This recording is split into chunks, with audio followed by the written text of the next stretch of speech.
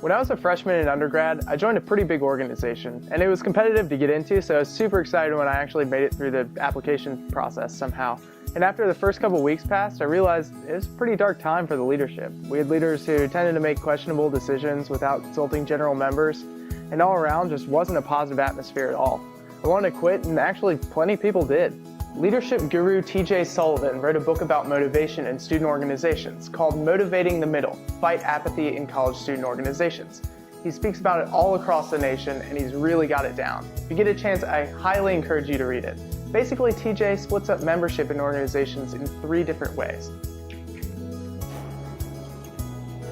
In the top third, you have your go-getters, who are typically the leaders of the organization and account for most of the participation.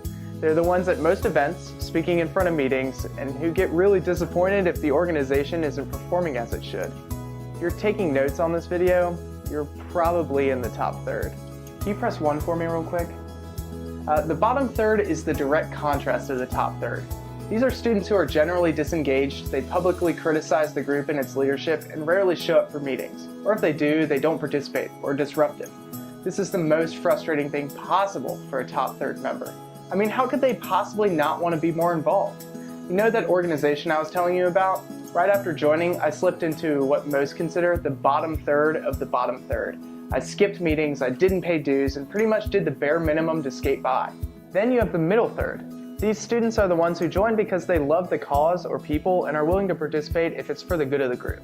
They may or may not have held leadership roles in the past, but have no problem volunteering for meetings and events. They may have different priorities than top third, but they are proud to be part of the organization. Think of the thirds as a continuum. You and your members may fall anywhere along the spectrum, and it may shift at points in time. If you have 99 members, 33 aren't going to fall into any given category. It's just not that simple, but it does help explain the behavior of your members. There are also simple steps to engaging this middle third. Starting and ending meetings on time, thanking them for their participation, or inviting them to a meal and asking their opinion on the organization will make them feel like your organization is much more manageable. On a deeper level, give those members options. Help them out in a stressful area of their lives and ask for help on a specific time-limited task. Something so simple as texting your members, asking if they are coming to an event, or grabbing lunch with them to see their thoughts on the organization can show that you care about their contributions and you value them as members. In my organization, someone knew I loved attending football games, so they encouraged me to apply for a position where I would coordinate an event for one of the games. I agreed, and I found myself more engaged than ever in the well-being of the organization.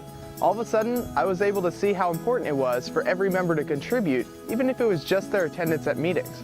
I think back, and someone just recognizing a tiny thing I was passionate about as a freshman made a huge difference in the end, helping me turn from an unengaged member to contributing in a semi-short period of time. Your members will only be as engaged in the organization as your organization is engaged in them. It's completely reciprocated. Think about why members joined your organization in the first place. What were the common values between your organization and the members? Constantly reflect on this.